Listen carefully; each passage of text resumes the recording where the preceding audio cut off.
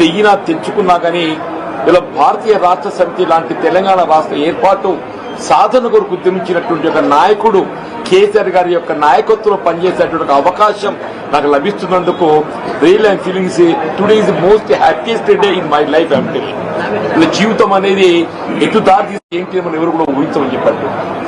ఉమ్మడి కరీంనగర్ జిల్లానే కాదు తెలంగాణ రాష్ట్రం యావత్తులో కూడా జీవన్ రెడ్డి లాంటి ఒక నాయకుడు కాంగ్రెస్ పార్టీ నుండి దూరం అవుతారని చెప్పి ఎవరు కూడా ఊహించలేదు చెప్పండి.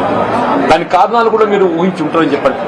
గత 20 మాసాలకి నేను ఏదైతే అంటే ఎదుర్కొంటున్నటువంటి ఒక మానసిక క్షోభ రాజకీయ పరిస్థితులు అన్ని కూడా తట్టుకొని నిలబడ్డని చెప్పండి. అయినప్పటికీ కూడా ఏదైతున్నదో ఇవాళ నేను తట్టుకొని నిలబడ్డా, కానీ రాష్ట్ర భవిష్యత్తు కూడా ప్రధానం చెప్పంటుంది. వీళ్ళ ఆనాడు ఏదైతే 2023 సాధారణ శాసనసభ ఎన్నికల్లో ఒక్కరికొకరు ఏముంటుందంటే ఇంకా మెరుగైన పాలన కావాలి, ఇంకా మాకేదో భవిష్యత్తు కావాలనుకుంటాం.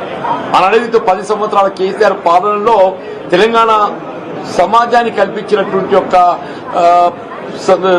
పరిష్కారాలు ఏదైతుందో అభివృద్ధి ఉందో ఇంకా మెరుగైన పాలన కావాలని చెప్పి కాంగ్రెస్ పార్టీ మరి మీరు పేర్కొనడం జరిగిందో దాన్ని ప్రజలు ఆకర్షితులైంది. కాంగ్రెస్ పార్టీకి అవకాశం కల్పించింది. కానీ రియల్లీ ఏదైతుందో నా అనుభవం చెప్పంటుంది. I have seen NT Rama Rao గారి ప్రభుత్వం చూసా, నేను తదుపరి చెన్నారెడ్డి గారి ప్రభుత్వం చూసా, విజయభాస్కర్ గారి ప్రభుత్వం చూసా, రాజశేఖర్ గారి ప్రభుత్వం చూసా, చంద్రబాబు నాయుడు గారి ప్రభుత్వం చూసా, కేసీఆర్ గారి ప్రభుత్వం చూసా నేను.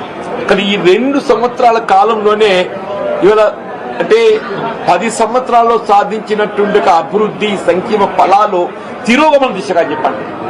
కేసీఆర్ గారు ఏ ఉద్యమ నేతగా తెలంగాణ రాష్ట్రాన్ని సాధించడానికి వారు ఉద్యమించిండ్రో వారి సాధారణంగా తెలంగాణ రాష్ట్ర భవిష్యత్తు నిర్మాణానికి 10 సంవత్సరాలు కృషి చేస్తే అది 2 సంవత్సరాల్లో తిరోగమన చర్యగా